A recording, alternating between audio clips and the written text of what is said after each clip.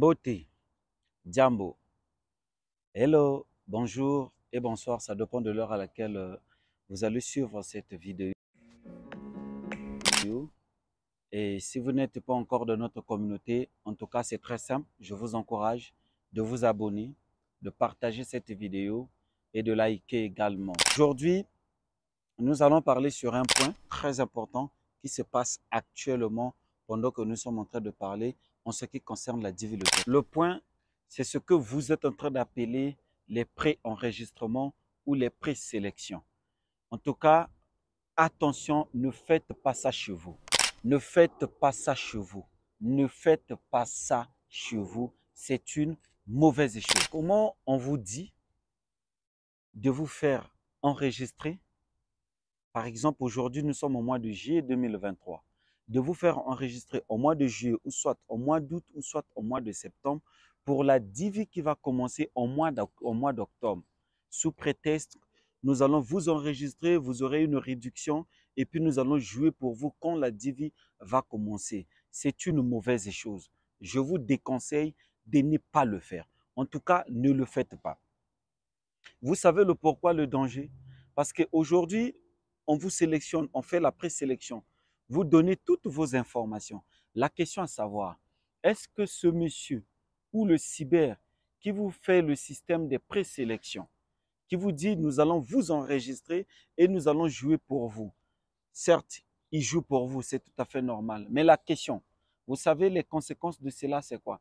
Les informations que le monsieur ou le cyber va mettre pour vous, est-ce que vous avez lu? Est-ce que vous avez assisté à ces informations qu'on a mis à votre place? Et c'est un élément très dangereux. Je donne l'exemple le plus simple. Pour les célibataires, vous êtes célibataire. Le monsieur a joué pour vous, étant que marié, mais vous ne le savez pas, avec quelqu'un d'autre. On va jouer pour vous, mais c'est très dangereux. On va jouer pour vous, vous n'avez pas assisté. Les informations qu'on a mises, vous ne saviez pas. Vous êtes célibataire, on vous met peut-être marié. Que ce soit du côté de l'homme, que ce soit du côté de la femme. C'est très dangereux. La divi n'a pas encore commencé. Mais on vous dit pendant ce temps, le site de la divi n'a pas encore commencé ou n'est pas encore ouvert. Mais le monsieur vous dit il va jouer pour vous. Vous avez déjà vu ça où? Ce n'est pas possible, ce n'est pas normal. Ça n'existe pas. Donc, arrêtez de faire ce genre de choses. Vous les candidats, vous partez jouer au cyber, jouer la divi dans les cyber. Moi, je vous interdis, ne faites pas ça chez vous. En tout cas, ne faites pas ça chez vous. L'histoire des présélections où vous ne maîtrisez ni la tête, ni la queue de toutes les informations que vous mettez à l'intérieur. Ce n'est pas une bonne chose. Soyez patient. Quand la divi va commencer, cela serait officiel. Et quand l'information sera officielle, vous auriez la possibilité d'aller jouer où vous voulez. L'autre point dangereux, maintenant, qu'est-ce qui vous rassure? Que le cyber a joué pour vous. Qu'est-ce qui vous rassure? Que le cyber a mis toutes les informations possibles pour vous. Le point dangereux, c'est que c'est par là, on va bien vous avoir. Parce que les cyber ont le système de mettre leur boîte Gmail à l'intérieur, de mettre leur boîte Gmail à votre place. Et pourtant, vous avez écrit qu'on met votre boîte Gmail. Mais eux, ils vont mettre leur boîte Gmail. Ça veut dire que dans le futur, ils vont vous contrôler avec leurs mains. Et ce n'est pas normal. Je vous déconseille de le faire. À quel moment on vous contrôle? C'est dès lors que vous êtes retenu à la sélection de la divi pour venir aux États-Unis.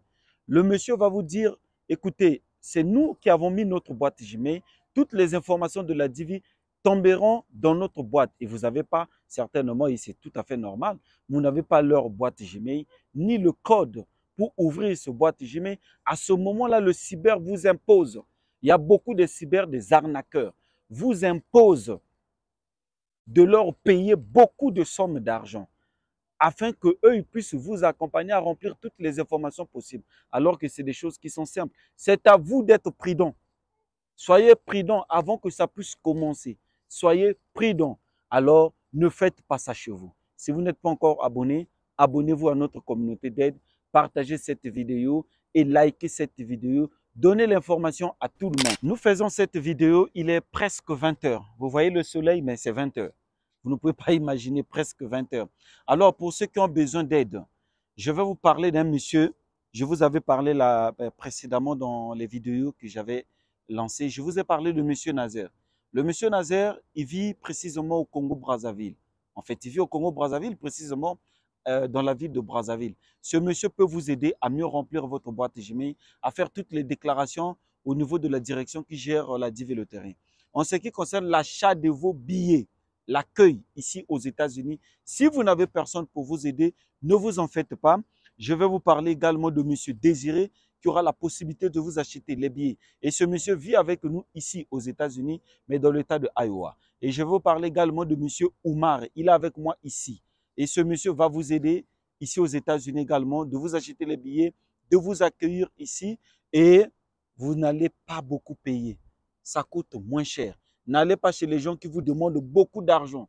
Ils font les dépenses de 1 million, on vous demande 5 millions, 10 millions. C'est incroyable. Alors faites-moi confiance. Je vais vous parler sur 3 choses, 3 vidéos à venir. La première vidéo, comment savoir qu'on a reçu, qu'on nous a donné le visa, qu'on t'a donné le visa à l'ambassade. Deuxième vidéo, comment bien préparer son interview à l'ambassade afin d'obtenir son visa.